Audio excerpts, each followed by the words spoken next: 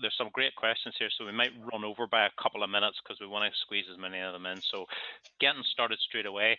A couple of questions here around products v services on LinkedIn. Do you think it's as applicable for both of those?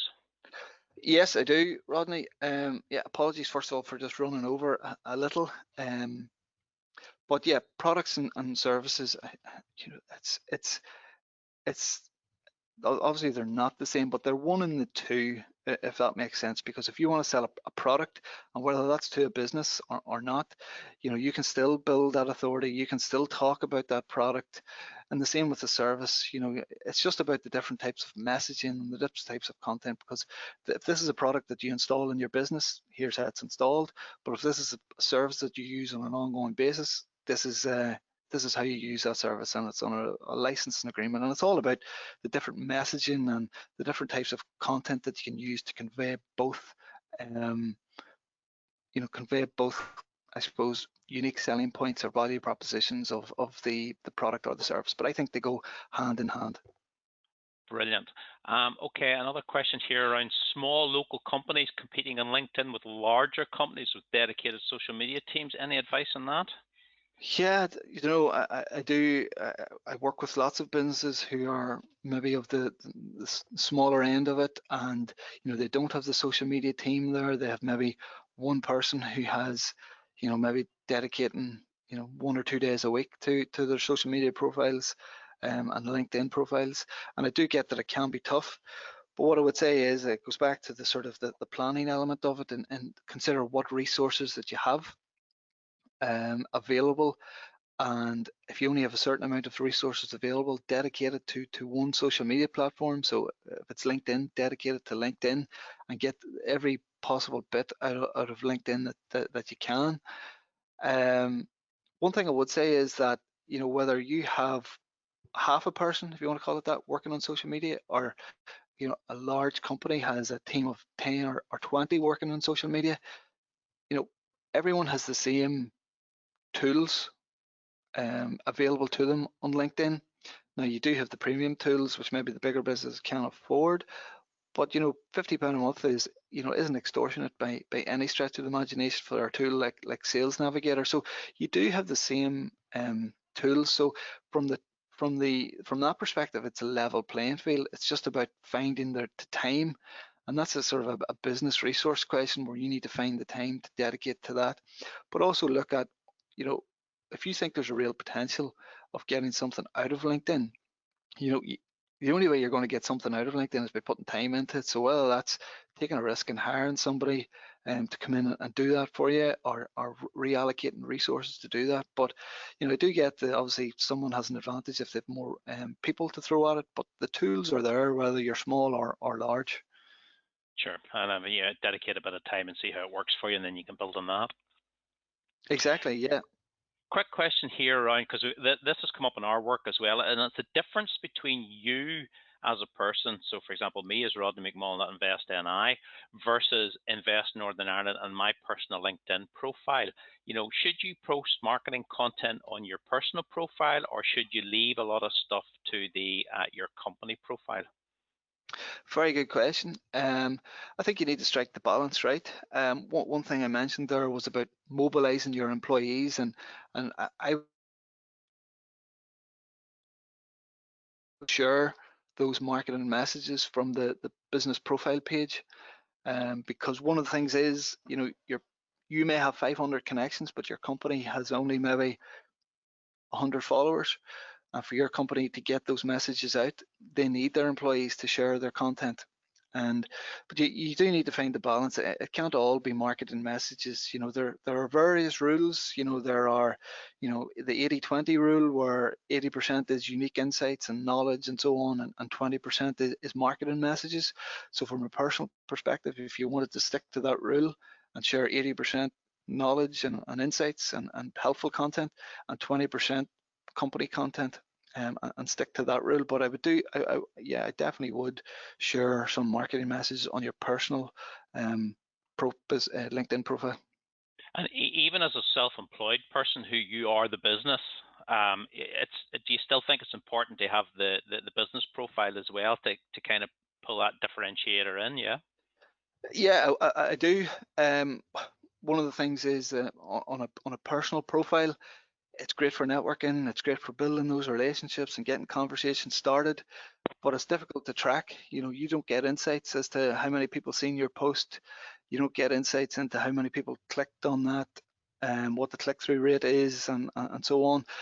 You can manually uh, try and work out those types of things, but it can be very difficult and time consuming to get an accurate reflection. And if you're certainly a self-employed person whose time is precious and your time poor, it's difficult to work out those things, and you need to find out what's working and what's not working. And that's where your business page comes in, because it has inbuilt insights and analytics to tell you how many people seen your posts, what posts perform the best, what members of your target audience are engaged the most. Is it IT professionals? Is it construction professionals, or whatever it is? And they give you the added insights, in a really nice, easy to use interface, which you can get, within minutes. Great. Quick question here around news on your website. So if you have a website that has a news section or blog section, should you still replicate that content onto, for example, LinkedIn Pulse? Yes, I would. Now there's elements that I might change just to make a little bit of differentiator. You could use different imagery or different embedded videos or different titles or so on. But I would recommend replicating your blog articles on LinkedIn Pulse, because they say they have a search engine presence, and do come up in search engine results. And what I would say is, try variations of it. So what you could do is put up a post and link it to your blog, see how many people seen it, write an article on LinkedIn Pulse, how many people seen it, and compare, and maybe you'll find that it's better to do it on LinkedIn Pulse, or it's better to do it on your blog, but test and try and see what works. But there's no reason why you couldn't replicate both. Great. And on terms of plugins for LinkedIn, you were talking there about Sales Navigator sending emails. There's other plugins out there such as Lusha.io to generate emails from LinkedIn. Have you any opinion on those? One thing I would say is just to be careful on some of those other external platforms. A lot of them have sort of built-in algorithms where they can get around and automatically connect with somebody who's linked your post, or automatically message somebody who has commented on your post, and can come across as quite sort of spammy, and can get you sort of a bad reputation on LinkedIn. So listen, some of them work for some people, they don't work for. I haven't had any success with them, and they can come across as that sort of spam element of it. And there are other tools out there where you can create pods, and you can be a member of a LinkedIn pod, it's called, whereby there's maybe 50 or 100 people in the pod, and anytime you put up a post, there's software that can get all those 100 people to automatically like and do a generic comment on the posts. And those are things that are trying to beat algorithms, and will actually end up probably penalizing you. So I'm not familiar with that particular one that you said in terms of the InMail. There are loads out there, but I would say is just go at those with caution. Great. And I'm going to wrap up here. One last question, and it's around getting past that initial hello when you're trying to connect to people, and start the conversation beyond that. Have you any tips for that? Yeah, some of the stuff there that was in the webinar. If you see somebody that you want to work with, and that your product or service is ideal for them, but picking up the phone to them is hard because you can't get past gatekeepers or receptionists or whatever. You can't get them on the phone, but you see they have a LinkedIn profile. Connect with them, hit the connect button and on their profile, and send them a personalized message. And as I said, almost give them a bit of confidence in themselves. We see that you're working on projects in construction projects in London. You've recently just won some fantastic news. We work with lots of companies who have construction projects in London, and we have we have some insights and knowledge that we can actually share with you that might help that process, that would be interested in talking to you, or sharing those with you, obviously for free. Don't say for free. So offer them something and show a bit of interest in what they're doing, because instantly it's not a cold connection or a cold connection request. It's a warm one because you're showing a bit of interest. I'm sure everyone on this webinar has got a cold connection from somebody, and you've never heard of them before, and they're automatically into you wanting to connect with you, and you probably don't. But that's a good way to get past that initial hello. And just in addition to that, you don't have to connect with them straight away. See what groups they're members of. Comment on their posts if you can find their posts, and then connect with them after, maybe opening that dialogue. And that's a good way to get past that initial hello. And what I would say is just have a wee bit of patience.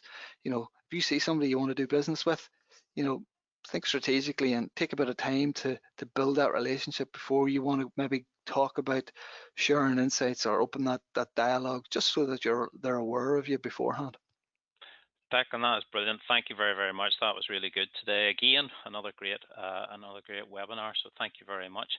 Look, everybody, thank you for all your questions. We tried to get through as many of them as we could. Hope you found this session of use, and you'll get some things that you can start to apply immediately. If we weren't able to get to your question today, our business website, nibusinessinfo.co.uk, is being constantly updated with the latest guidance, advice, and FAQs. You can go there and sign up for their email newsletter, and they'll proactively send you any new content. Again, that's nibusinessinfo.co.uk. As Declan said, today's webinar was the 5th in the Practical Export Skills series.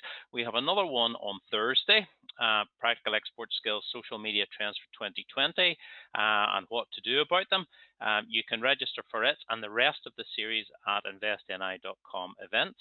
And if you want to be notified of the latest events, news, support from Invest Northern Ireland, then please sign up for our 2-minute update email newsletter at investni.com/newsletter.